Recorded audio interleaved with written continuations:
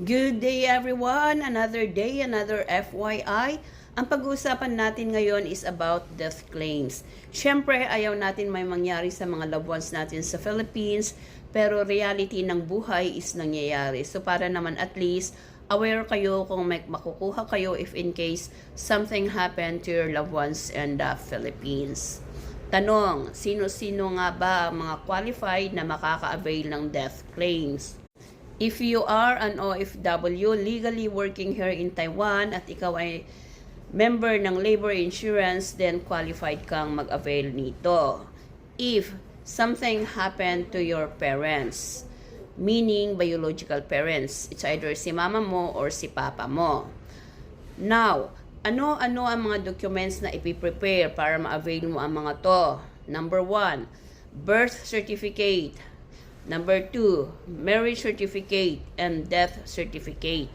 Bakit ko sinama ang marriage certificate? It is because kung babae ka, nag-asawa ka, napalitan ng apelyido mo, kaya nire-require ang birth certificate para yung marriage certificate para magtugma yung apelyido mo dun sa passport mo.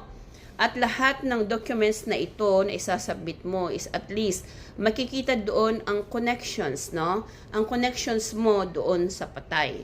Kunyari sa birth certificate mo, nakasulat ang pangalan ng mama mo, at sa death certificate, nakasulat din ang pangalan ng mama mo doon, which is the same spelling, the same pangalan, para ma-avail mo yung benefits na ito. Kasi kung hindi siya magtutugma, of course, you cannot avail, no?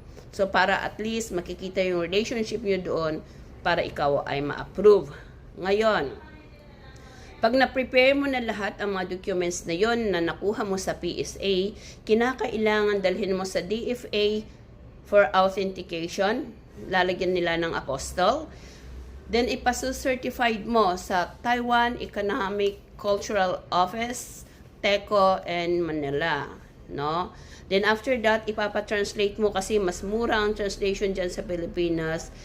Then, dito sa Taiwan, ipapa-notarize. And then, eto pa, huwag kakalimutan.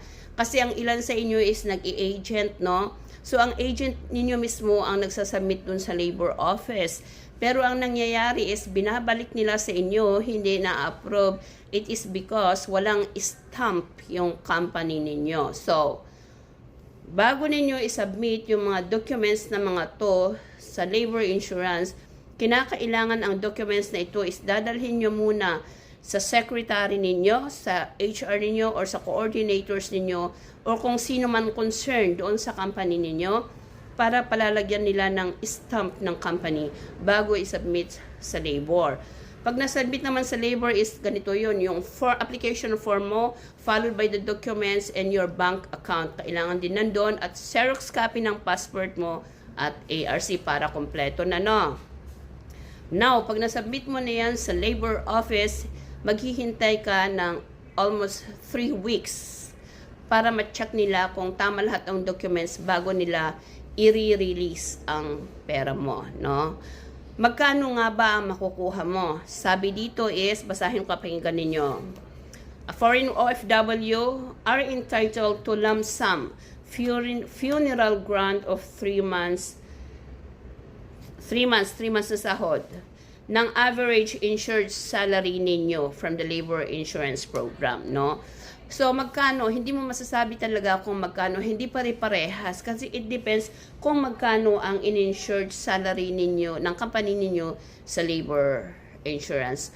I hope na intindihan ninyo ang sinasabi ko and I hope nakatulong. And I just want to read this to you, no? So, please pakinggan.